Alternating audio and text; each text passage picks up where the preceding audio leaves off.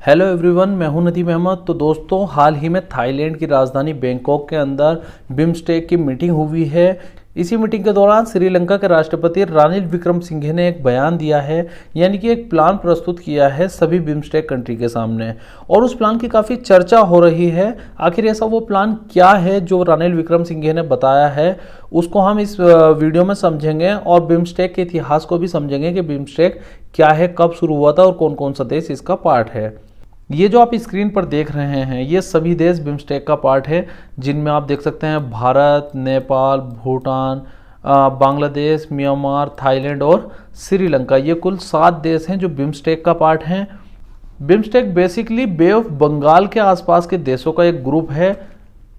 ये आप बड़े नक्शे में देख सकते हैं। यह है प्रशांत महासागर और यह है इंडियन ओशन यानी हिंद महासागर। ये आपको मिलेगा अरब सी और ये बे ऑफ बंगाल। तो बे ऑफ बंगाल का जो क्षेत्र है, आसपास के देशों ने मिलकर एक ग्रुप बनाया था साल 1997 में, जिसका नाम रखा है बिम्स्टेक। शुरुआती दौर में इसमें केवल 4 देश थे, जिनमें भारत, बांग्लादेश, थाईलैंड और श्रीलंका थे। इसके बाद इसमें म्यांमार जुड़ा और उसके कुछ समय बाद नेपाल और भूटान भी इस ग्रुप का पार्ट बन गए। ये आप देख सकते हैं साल 1997 में इसकी स्थापना हुई थी, जिस समय इसका नाम बैंकॉक डिक्लेरेशन रखा गया था। बाद में इसका नाम बिम्स्टेक कर दिया गया।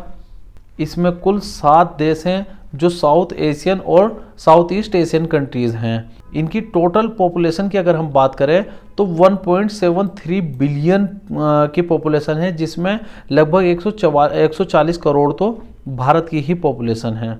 इसके अलावा अगर इसकी वेल्थ की बात करें तो इस ग्रुप की टोटल वेल्थ है 4.4 ट्रिलियन US डॉलर, जिनमें 3.5 ट्रिलियन डॉलर लगभग भारत की ही इकोनॉमी है। इसके अलावा लगभग 1 ट्रिलियन डॉलर बाकी 6 देशों की है। ये इसमें आप देख सकते हैं बांग्लादेश, भूटान, इंडिया, म्यांमार, नेपाल और श्रीलंका। इसके अलावा थाईलैंड इसका फाउंडिंग मेंबर है। और इसके जो हेडक्वार्टर हैं वो आपको मिलेंगे बांग्लादेश की राजधानी ढाका के अंदर। हालांकि इसकी शुरुआत थाईलैंड से हुई थी, लेकिन इसके हेडक्वार्टर जो है वो ढाका के अंदर बनाए गए थे। तो अभी क्या हुआ है कि जो रानिल विक्रमसिंघे मौजूदा राष्ट्रपति हैं श्रीलंका के, एक्चुअली श्रीलंका की लगभग 20 से 25% जो इकोनॉमी है वो टूरिज़्म पर ही डिपेंड है। तो रानिल विक्रमसिंघे श्रीलंका की टूरिज़्म इंडस्ट्री को और ज़्यादा बूस्ट देना चाहते हैं, जिसके चलते उन्होंने एक प्लान बिम्स्टेक कंट्री के सामने रखा है। और उस प्लान के मुताबिक रानिल विक्रमसिंघे ने कहा है कि अगर कोई भी व्यक्ति जो कि मान लीजिए एशिया के दूसरे देशों से आ रहा है, या फिर अफ्रीका, गल्फ कंट्रीज से, यूरोप से, या फिर अमेरिकी देशों से आएगा, मान लीजिए वो व्यक्ति भारत घूमने के लिए आता है और वो वीज़ा भारत की लेता है, तो उसी वीज़ा के बेस पे वो बाकी जो बिम्स्टेक कंट्रीज़ हैं, जिनमें नेपाल, भूटान, बांग्लादेश, म्यांमार, थाईलैंड, श्रीलंका, ये सभी देश भी घूम सकता है। यानी जिस तरह से यूरोप के अंदर यूरोपियन यूनियन का एक कानून है कि अगर आप किसी एक देश की वीज़ा ले लेते हैं तो बाकी आप सभी देश में उसी वीज़ा के बेस पर जा सकते हैं। तो कुछ उसी तरह का plan Ranil Wickremesinghe BIMSTEC countries के अंदर लाना चाहते हैं।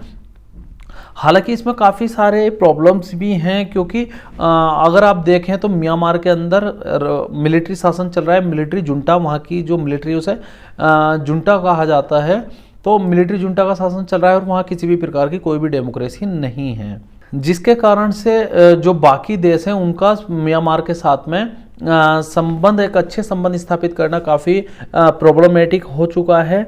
क्योंकि जो वहाँ पर सरकार थी जिसको लीड कर रही थी आंग सान सू की, 1 फरवरी साल 2021 में आंग सान सू की को वहाँ की मिलिट्री ने तख्ता पलट के जरिए जेल में बंद कर दिया है और वो तब से अभी तक जेल में ही बंद हैं और वहाँ पर मिलिट्री शासन लागू है, जिसके चलते वहाँ पर काफ़ी प्रकार की हमें इंसर्जेंसी देखने को मिल रही है। ये जो आप क्षेत्र देख रहे हैं, इसमें काफ़ी बड़े लेवल पर म्यांमार की मिलिट्री द्वारा अटैक किए जाते हैं यहाँ पर, क्योंकि जो लोग यहाँ रहने वाले हैं उन्होंने अभी तक भी म्यांमार की मिलिट्री जुंटा को एक्सेप्ट नहीं किया है और वो लगातार मिलिट्री जुंटा को रेजिस्टेंस दे रहे हैं, जिसके चलते उन्हें काफ़ी बार भारत में भाग के आना पड़ता है। और कुछ लोग तो जो परेशान हैं इकोनॉमिकली या किसी और वजह से, वो भी म्यांमार से भारत भाग के आ जाते हैं। और भारत के मणिपुर में, नागालैंड में, मिजोरम में, वहाँ पर काफ़ी आपको संख्या में म्यांमार के लोग दिखेंगे।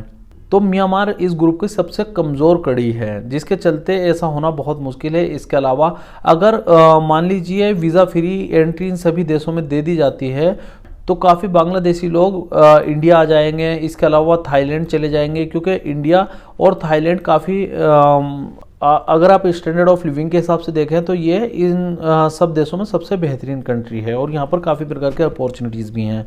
अगर बांग्लादेशियों को बिना वीज़ा के एंट्री मिलेगी तो जाहिर है कि वो अपनी पढ़ाई, अपने कारोबार काफ़ी हद तक इंडिया में करेंगे। और इसमें जो एक देश है भूटान किसी भी तरह से बाहरी नागरिकों को भूटान में आने की कम ही इजाज़त देता है। अगर आप देखें भूटान ने पिछले कुछ सालों में काफ़ी चार्जेस बढ़ा दिए हैं भूटान घूमने के लिए। अगर कोई भी विदेशी नागरिक भूटान के अंदर घूमता है तो उसको 3 से 4 हज़ार रुपये पर डे के देने पड़ते हैं। वहीं अगर कोई भारतीय नागरिक भूटान में जाएगा घूमने के लिए तो उसको लगभग 1400 से 1500 रुपये पर डे के हिसाब से भूटान सरकार को देने पड़ेंगे। और भूटान में घूमना काफ़ी महंगा है, क्योंकि भूटान अपने यहाँ की जो संस्कृति है, जो एनवायरनमेंट है, उसको काफ़ी प्रोटेक्ट करना चाहता है, जिस कारण से वो विदेशी नागरिकों को अपने यहाँ कम ही आने देता है।